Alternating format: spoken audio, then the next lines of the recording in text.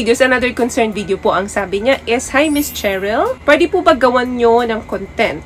Bakit may mga ilang mga babae na pagkatapos makipag-sex sa kanila, mahilig maglagay ng kiss mark or chikinini sa partner nila? Ano po ba ang pananaw nyo? Anong uring babae yung ganito?" Salamat po sa isasagot nyo. God bless you always. Okay, first, ano ba muna ang hiki, chikinini, or yung kiss mark na tinatawag? Ang hiki po, or sometimes tawag nila dyan is love bite. In British English, ito ay isang klase ng pasa na nanggaling sa pagsasak or paghigop ng skin gamit ang paghalik. Dahil sa pagsipsip mo ng sufficient dun sa skin nung partner mo, nagkakaroon ito ng burst or pagputok ng mga small superficial blood vessels under the skin na nagkukos ng pagpasa or bruises. At pwedeng mag-mark ito or mag-last up to 5 to 10 days. Depende sa lalim ng pagkasipsip ng partner mo dyan sa skin mo. Okay, hindi lang naman po ito sa ibang babae nangyayari, but also sa mga lalaki. May mga lalaki din pong naglalagay ng hikis doon sa mga partner nilang babae. Iba-ibang dahilan yan, of course. But in my own personal case, opinion ko lang po ito,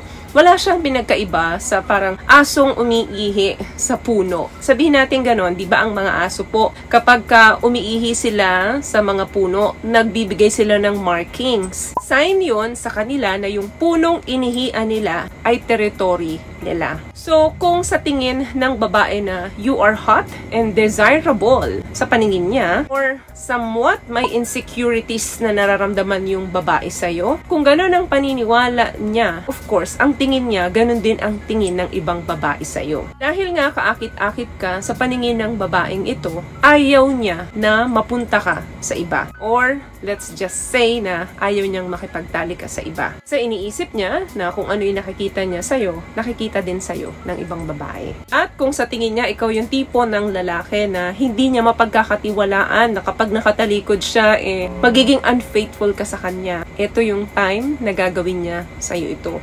Kung minsan lang naman, okay lang. Pero kung nagiging routine niya na every time na magtatali kayo, ilalagyan ka niya ng hikis or kiss mark, medyo territory na ang dating nun. Lalo na kung dun sa mga part na mabilis makita, halimbawa sa leeg, sa dibdib. Yan kasi yung mga sign na nakipag-intimate ka with someone. So, ang iniisip niya is, para kung may makakita sa'yo neto, isipin na may nagmamayari na sa'yo. What I love about this product, itong No More Dark Secret ng K-Skin, bukod sa may advanced whitening na siya, na kung saan pwede niyang matulungan na pumuti yung mga singit-singit mo, moisturizing, meron siyang anti-irritation, antibacterial, maintain healthy pH level. Hindi lang pambabae, meron din po tayong pang-lalaki. Tulad po ng sinabi ko kanina, kung minsan lang naman, pwedeng nanggigil lang siya sa'yo. Pero kapag ka palagi na ginagawa ito sa'yo, dahilan nun is meron siyang insecurities na nararamdaman sa'yo or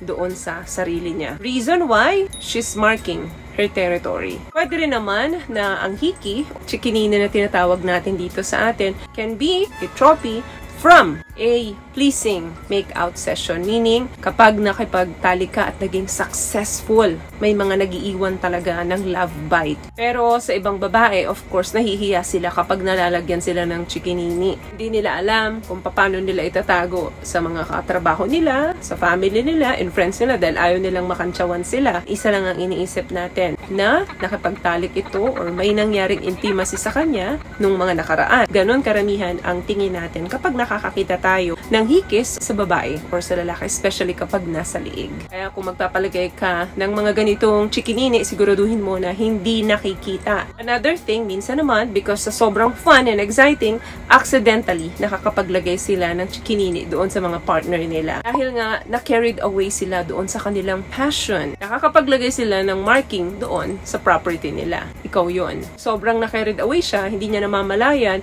nagkakaroon na pala ng matinding sanction yung paghalik niya sa'yo na nagiiwan ng chikinini. Another thing, bakit naglalagay ang mga babae, even lalaki, ng kiss mark, no? Because ma-experience lamang ito kung ano ba yung pakiramdam kapag naglagay sila nito, ano ba yung pakiramdam pagka nilagyan ka nito, masakit ba, masarap ba? Kasi nga, nagjo-joke-joke lang kayo kahit wala namang kayong intimate na ginawa, naglalagayan yung mag-partner nito. Another thing, ito, kung minsan lang naman naman talaga nadadala, sobrang pleasurable, sobrang sarap nung nangyari sa kanila. Nung moment na yun, hindi nila namamalayan na nalagyan na nila yung partner nila. Hindi ito madalas nangyayari. Tulad ng concern mo na palagi kang nilalagyan nung girlfriend mo, naging routine niya na. May mga babae or lalaki kasi na ayaw talaga magpalagay niyan. Meron namang nag-e-enjoy kapag ka nilalagyan sila niyan. Kaya nakadepende talaga yan. Kung komportable kayo doon sa ginagawa ninyo, okay lang. O kapag hindi, pwede naman po kayong mag-say no or tumanggi. Kung hindi ka nag-e-enjoy sa ginagawa sa'yo ng partner mo kapag ka nilalagyan ka niya ng hiki, let them know. Pag-usapan yung mabuti yan. Kasi kapag yung mga bagay na pinupush nila, ginagawa nila na ayaw ninyo, magkukos talaga